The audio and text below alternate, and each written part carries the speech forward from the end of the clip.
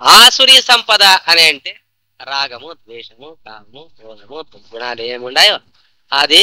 తర్వాత బాహ్యమైనటువంటి ధన కనక వస్తువానాదులు, ఇదంతా ఆసురీ సంపద.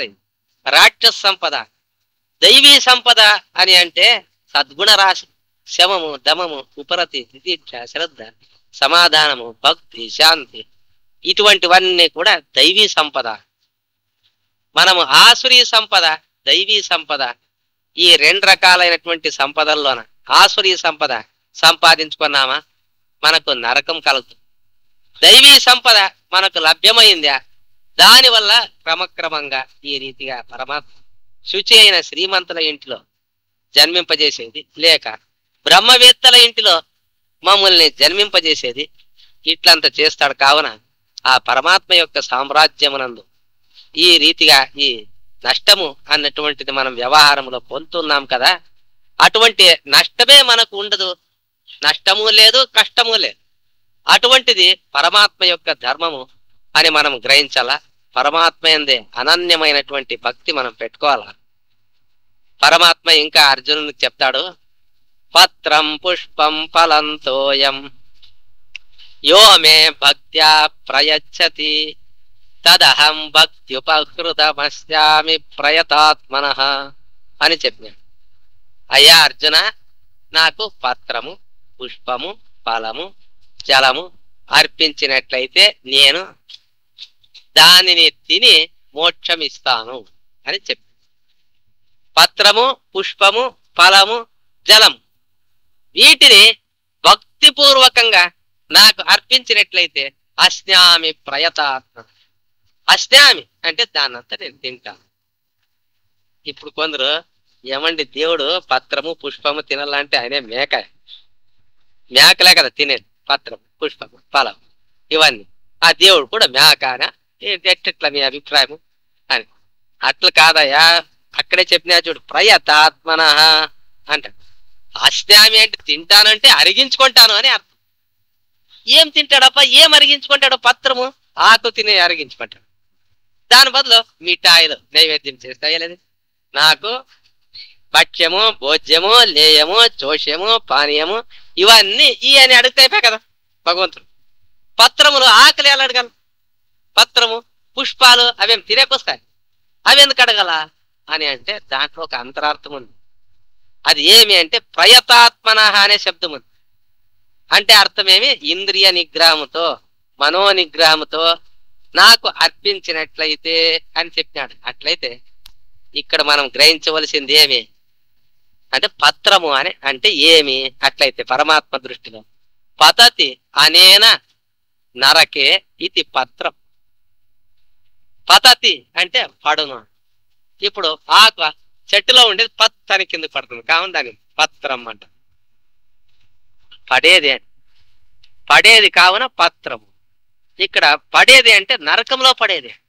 అంటే మన యొక్క మనస్సు పాపం చేసి నరకంలో పడుతుంది కావున ఆ మనస్సు పత్రం ఉన్నట్ల మనం బిల్వ దళాలో తులసి దళాలో దేవునికి అర్పించి పత్రార్పణం చేస్తే అని అనుకోరాదు.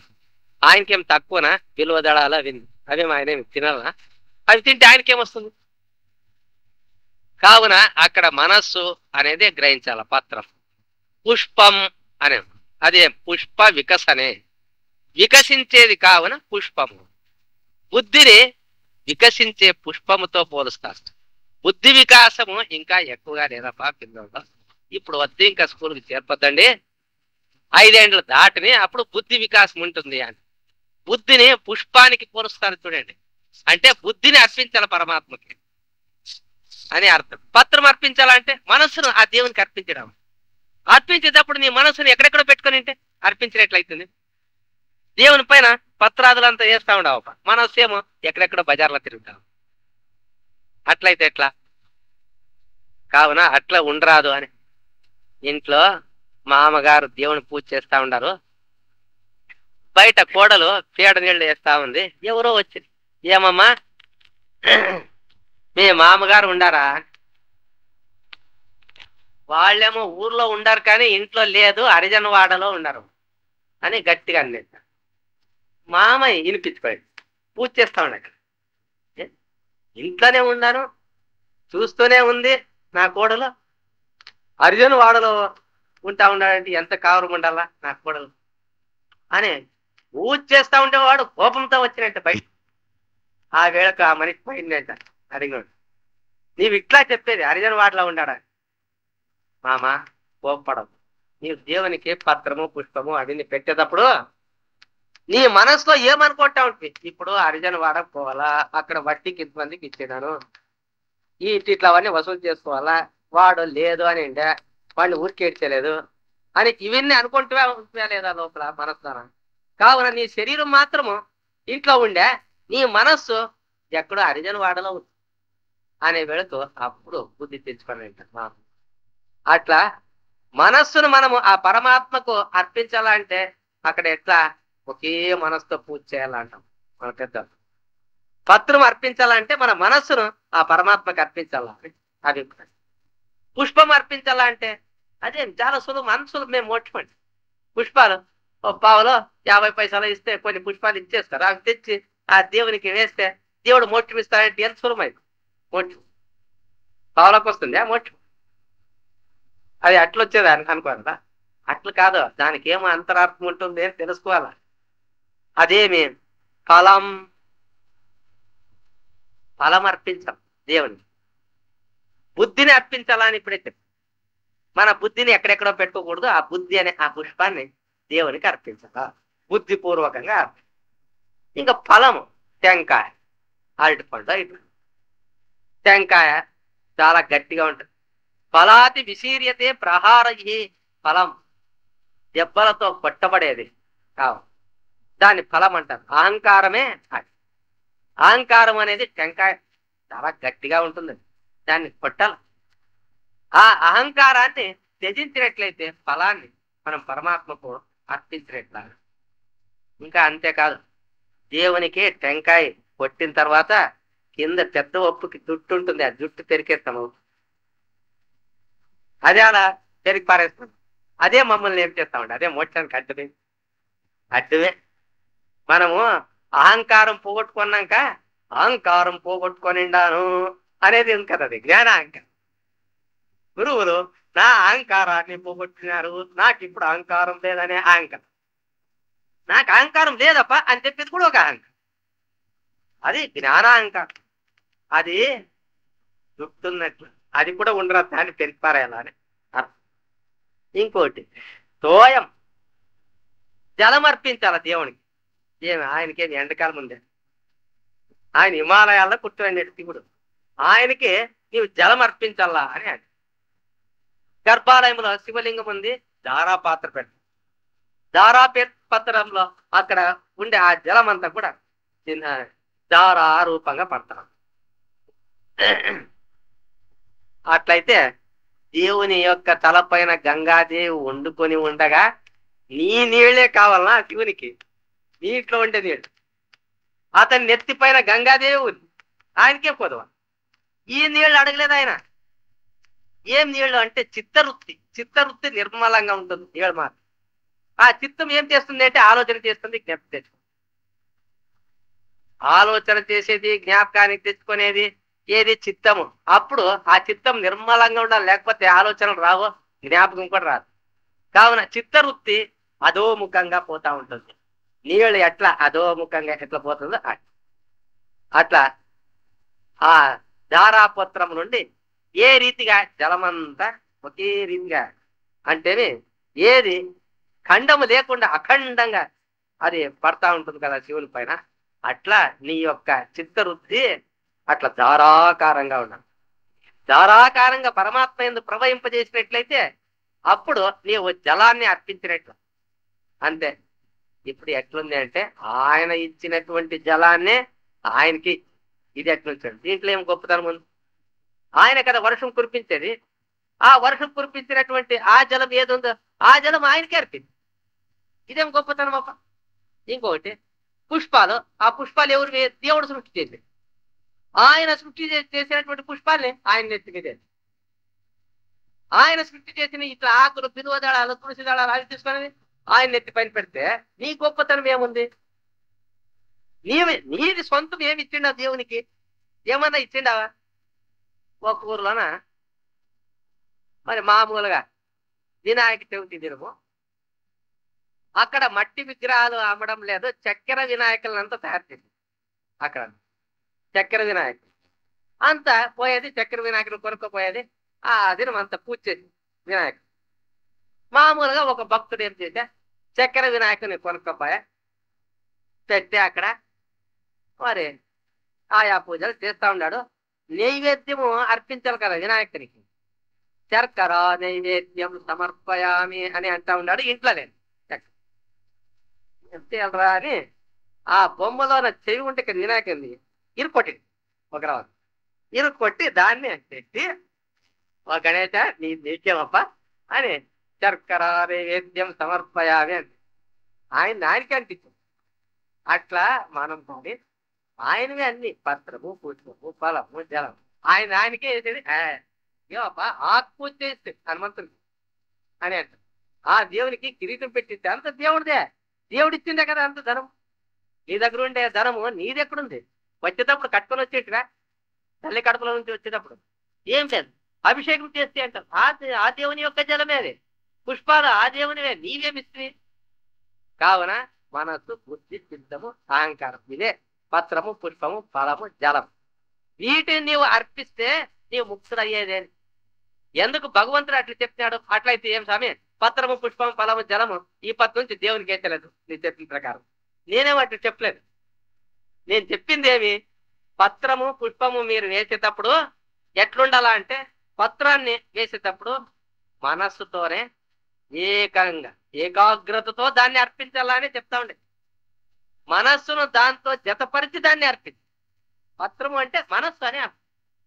అంటే మనఃపూర్వకంగా పత్రాన్ని అర్పించు, ఇంకా బుద్ధిపూర్వకంగా నీవు పుష్పాన్ని అర్పించు. అవన్నీ అర్పించేటప్పుడు నీ యొక్క ఇంద్రియాలు మనస్సు ఇవన్నీ అట్లుండాల. ఒకానొక దినము విదురుణ్ణి చూడాలా అని కృష్ణ పరమాత్మ విదురుని ఇంటి తట్టు నడుస్తూ ఉన్నా. విదురుని ఇంటి దగ్గరకు పోయా కృష్ణ పరమాత్మ. విదురుని భార్య ఆమె కూడా కృష్ణ భక్తురాలు. సాక్షాత్తు కృష్ణ పరమాత్మ తాను ఉపాసించే ఆ కృష్ణ పరమాత్మయే వచ్చే కదా మన ఇంటికేని. ఆ విదురుని భార్య ఇంకా ఆనంద సాగరంలో పోయిపోయింది. రాణి లోపలి పిలిచి కాళ్ళు కడిగా, ఇప్పుడు పండ్లు తినిపించాలి. లోపల నుంచి అరటి పండ్లు తీసుకొని వచ్చా, పరమాత్మకు తినిపించాలా. నేనే తింటానంటా ఉన్నాడు. లేదు లేదు స్వామి, నేనే నీకు అర్పిస్తాను అని ఆ అరటి పండు యొక్క తొక్కను వలిచేది ఆ దేవుని యొక్క నోటిలో పెట్టి, తొక్క పైన ఉంటుంది ఆ తొక్క, ఇంకా పండు ఉంటుందిగా పండును పారే. ఎట్లా అంటే మనస్సుని ఎక్కడ పెట్టుకోయింది? పండు మీద లేదు మనస్సు, ఆ కృష్ణుని యందు లగ్నం అయిపోయింది ఆమె మనస్సు. అంత మట్టుకు ఆ కృష్ణ పరమాత్మలో లీనమైపోయింది. ఇంకొక పండు తీసుకొని పైన ఉండే తొక్కు వలిచా కృష్ణుడికి తిరిగి మేకలకి పశువులకి తినిపించినట్టు, ఇంకా పండు కిందకి పారే. ఈ రీతిగా అంతా చేస్తా ఉంది. ఆమెట అంత అర్పించిన తర్వాత చూస్తుంది, కిందంత పండు పడింది. అయ్యో, పరమాత్మకు నేను తొక్కంతా తినిపించింది కదా అని, ఓ పరమాత్మ నన్ను క్షమించప్ప, నేను ఈ రీతిగా తొక్కను తినిపించినా నీకు నేనేమి అనుకోవద్దు, ఇదిగో ఇప్పుడు సరిగ్గా తినిపిస్తాను స్వామి, నన్ను క్షమించం అని ఇంట్లో పోయి అప్పుడు అక్కడుండి అరటి పండు మళ్ళా తీసుకొచ్చి సరిగ్గా చూస్తా ఉందండి పండు. ఇది తొక్క, ఇది పారేయాలా అని తొక్క పారేసి, ఇది అవునా పండు అవునా కాదా అని చూసుకుంటూ, స్వామి తిను అంటే నాకు వద్దు అంటే. ఏం స్వామి వద్దంటావు? నీ మనస్సు ఎక్కడుండి నా పైన ఉండలేదు, పండు మీద ఉండలేదు, తొక్క మీద పండు మీదే ఉండింది. కావున నీవు నాకు వద్దు, నేను తినలేదు. చూడండి ఎంత సూక్ష్మం ఉంది. ఆమె మొదటిసారి పూర్తిగా తన మనస్సును ఆ పరమాత్మ యందు లీనం చేసి, ఆ పరమాత్మకు తినిపించాలా అంటే ఊరికేనే ఆయన ఊరికే తింటారా? తనలో ఎంత అనన్య భక్తి ఉండవలసింది. నీ మనస్సు, నీ యొక్క బుద్ధి చిత్తము అహంకారం అంత ఆ పరమాత్మకు అర్పించాలా అనే అభిప్రాయం. ఎందుకంటే ఆ శ్లోకములోనే ఆ పరమాత్మ ఇంకొక మాట చెప్తాడు, అస్నామి ప్రయతాత్మన. అంటే ప్రయతాత్మ అంటే ఏమర్థము? మనసు బుద్ధి మున్నగు వాటిని నియమించినటువంటి వానికి మోక్షమిస్తాను అంటే. ఊరికే పత్రము పుష్పము ఫలము జలము ఈ వేసిన మాత్రాన ఆ పరమాత్మ ఒప్పుకుంటాడేమి? ఇంకా అంతేకాదు, ఇప్పుడు కొన్ని కుంటి సాకులు చెప్తారు జనులు. పత్రాన్ని అర్పించు అంటే, ఏం స్వామి పత్రాలు అర్పించని నువ్వేం భగవద్గీతలో చెప్పిండావు? బిల్వదళాలు తిక్కేటట్టలేదు, బిల్పత్రి చెట్లే దొరకలేదు. అడవికి పోవాలి. అడవికి పోవాలంటే ఇక్కడ ఉద్యోగం చేసేవాళ్ళు ఎవరు? అడవికే కొన్ని గంటలు పోతే. కావున బిల్వ దళాలు దొరికే కష్టం. ఇంకా తులసి దళాలు అవి కూడా దొరకడం లేదు.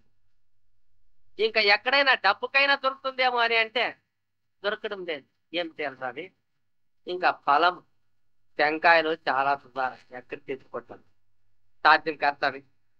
ఎందుకంటే నాకు వచ్చే కొంచెం జీతములోన కూలీను దాన్ని టెంకాయకే పెట్టిడిస్తే నా గతి ఏం స్వామి? కావున దానికి కూడా నా దగ్గర డబ్బులు లేవు. ఇంకా జలమన్నా అర్పించప్ప అని నువ్వు అడగొచ్చును. ఇదింత లేకపోయినా స్వామి నీవు ఇంకా వాన తెప్పినట్టు పట్టుకుంటా ఉన్నావు. వానా వాన వాన. నీ దగ్గరేమో 2 అధికారాలు పెట్టుకుంటే కూర్చోండి. ఏమి? ప్రాణంబు పోకడ, వాన రాకడ, తెలియదెట్టి వారికండి. ఆ కృష్ణ పరమాత్మ ఆ దేవుడు ఈ జనులకు 2 అధికారాలు తప్ప ఇంక అన్ని ఇచ్చేసాడు. అదేమి అంటే ప్రాణంబు రాకడ. ప్రాణం పోయేది వచ్చి దేవుడు తెలియదు. ఇంకొకటి ఏమి అంటే వాన వచ్చేది పోయేది, అది తెలియదు. ఆ 2 తన జేబులో పెట్టుకొని మిగతావన్నీ. ఈ మానవునికి ఏమన్నా పొరపాటు మీద ఆ 2 చేసినా అసలు ఇట్లా దేవాలయాలే ఉంటాం. ఇట్లా దేవాలయాలు ఉంటే కూడా విగ్రహాలన్నీ తీసేసి వాటన్నిటిని ఆఫీసులుగా తయారు చేసుకోండి. కావున భగవంతుడు ఈ విషయంలో మాత్రం జాగరూకుడుగా ఉన్నాడు. మనుషులు చాలా అసాధ్యులు. కావున ఈ 2 మాత్రం నా దగ్గర పెట్టుకుంటే నాకు గుడులు కడతారు, లేకపోతే టెంకాయ కొట్టి పూజ చేసేది ఇవన్నీ చేస్తా ఉన్నాం. కావున ఆ పరమాత్మ జనుల యొక్క స్వభావం తెలుసుకున్నాడు. స్వామి ఆ 2 అధికారాలు నీ దగ్గర పెట్టుకుంటే ఇక్కడ నీళ్ళు లేవు, ఏం చేస్తాము? మున్సిపాలిటీ వాళ్ళు ఇడితే ఇచ్చలేదు నీళ్ళు. 6 దినాలకు ఒకసారి 3 దినాలకు ఒకసారి ఇస్తారు. మాకు తాగే కష్టము, నీకెక్కడ అభిషేకాన్ని అది దొరికేటట్టు లేదు. ఎట్లో ఇట్లా కుంటి సాకులు చెప్పి ఈ మానవుడు తప్పించుకుంటాడు. కావున దీనికి ఎట్లన్నా చేసి సరి అయినటువంటి దారి చూపించాలా, తప్పించుకోకుండా ఉండాలి వీడు. అట్లు చేయాలా అని మొదటికి మనం చదివేటప్పుడు వనవను అప్పుడు పిల్లవాళ్ళు బడికి తప్పించుకుంటే వాని కాలికి వద్దేస్తాం. నేను కట్టిది ఇంత మొద్దుంటా ఉండే దానికి ఒక గొలుసు పక్కలేసి ఒక తీగ వేస్తా ఉంటాడు కాలు. దాన్ని ఇట్లా భుజం పైన మోసుకొని రావాలి పిల్లలు. వాడు ఇంకెక్కడికి పోయట్లేదు, మోసుకునేది పాఠశాలకు వచ్చేది, మళ్ళా ఇంటికి పోయేది. ఆడే దాన్ని ముందు పెట్టుకొని ఆడే కూర్చోవాలి. వాడు ఎక్కడ ఆడకి కూడా పోయేది దానికి లేదు. అట్లుంటామండి. అట్లా జనులకంతా ఒక మొద్దేది కాలికి. ఎవరు? దేవుడు. ఆయన ఏమంటాడు? నీళ్లు ఈ పత్రము పుష్పము ఫలము జలము ఇవన్నీ అర్పించేది అయ్యలేదు అని వీడు దగా ఇస్తాడు నాకు ఈ మనిషి. కావున దీనికి సరి అయినటువంటి సాధన చెప్పాలని ఆలోచన చేసి దేవుడు కడాకు 18వ అధ్యాయంలో ఆ విచారం చెప్తున్నాడు. అదేమే? కర్మకు నీవు నన్ను పూజించు. స్వకర్మణ. స్వకర్మణ అంటే నీ యొక్క కర్మ ఏముంది చేసే పని, ఆ పనిని నాకు అర్పించప్ప. కర్మణ అంటే కర్మ చేత. కురు కర్మ తస్మాత్వం అని అంటే నీవు కర్మతోనే నన్ను పూజించప్ప అని భగవంతుడు చెప్పేలేదా? కడా యత ప్రవృత్తిర్భూతానాం ఏన సర్వమిదం తతం స్వకర్మణ తమభ్యస్య సిద్ధిం విందతి మానవ. శాస్త్రం, పరమాత్మ ఒక శాస్త్రం చేసి యత ప్రవృత్తిర్భూతానాం ఏన సర్వమిదం తతం. అంతటా నేను వ్యాపించి ఉన్నాను. పరమాత్మ ఎక్కడ చూసినా అణువులో రేణువులో తృణములో కాష్టము ఎక్కడ చూసినా ఉంటా ఉన్నాడు.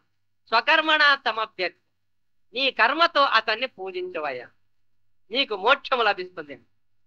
పత్రము, పుష్పము, ఫలము, జలము అని చెప్పి మొదటంతా వీడు మళ్ళా దగా ఇయ్యొచ్చును అని, నీవు చేసే కర్మ ఉంది కదా, నీ వృత్తి ఏమి, నీవు ఒక ఉద్యోగం, లేకపోతే గోడ కూలికి పోతా, కూలి చేసి వ్యవసాయ కూలిగా ఉండవు, వ్యవసాయదారుడుగా ఉంటుండవు. ఇవన్నీ ఈ వృత్తులు ఉంటున్నాయి కదా. ఒక ఆయనకి మంగళ వృత్తి ఉంది, వడ్డే వృత్తి ఉంటా ఉంది, ఇంకా వేరు వేరే వాళ్ళు చెప్పులు కుట్టే వృత్తి చేసేవాళ్ళు ఉన్నారు. మీ వృత్తి ప్రకారంగా ఏ ఏ కర్మలు ఉన్నాయో ఆ కర్మలను, దాని యొక్క ఫలములను నాకు అర్పించప్ప, అదే నాకు పూజ అని పరమాత్మ కడ చెప్పి. కన్నడములో బసవేశ్వర్ల వారు కాయకమే కైలాస అని, కాయకమే కైలాసం, ఇదే కర్మయోగము, కర్మకో యోగము అన్నటువంటిది చేర్పవలసింది. ఈ కర్మను నిరహంకారంగా నీవు చేయప్ప. నిరహంకారమైనటువంటి కర్మ ఫలాన్ని ఇస్తా ఉంది. స్వకర్మ అని చెప్పినట్టు ఎందుకబ్బా ఆ రీతిగా చేయాలా, కర్మ దాని ఫలము ఆజకత్వాన్ని నీదేముంది అని అడగొచ్చు జనం. దేవుని గంట మనం ఏం తిన్నామప్ప, మనము పుట్టిన తర్వాత మన శరీరాన్ని మనం పోషించుకునే దానికి ఉద్యోగం చేస్తా ఉన్నాము, కష్టం పడతా ఉన్నాము, మనం సంపాదిస్తా ఉన్నాము. దేవుడికి ఏం మూలాది, దేవునికి ఏమి ఇవ్వాలి, మనం దేవునికి ఎందుకు అర్పించాలి మనం అని ఇట్లా అడిగే వాళ్ళు ఉండరు. అర్పించవలసిందే దేవునికి. ఏమి ఎందుకు అర్పించాల దేవునికి? మాతృగర్భంలో ఉన్నప్పుడు నిన్ను కాపాడింది, నీకు అన్నము నీళ్ళు ఇచ్చింది ఏం డాక్టరా? బయట నుంచి నీకు అన్నము నీళ్ళు ఇచ్చిన డాక్టర్. తల్లి కడుపులో నీవు ఉంటా ఉండవు, అప్పుడు నేను అన్ని రకాలుగా పోషించా.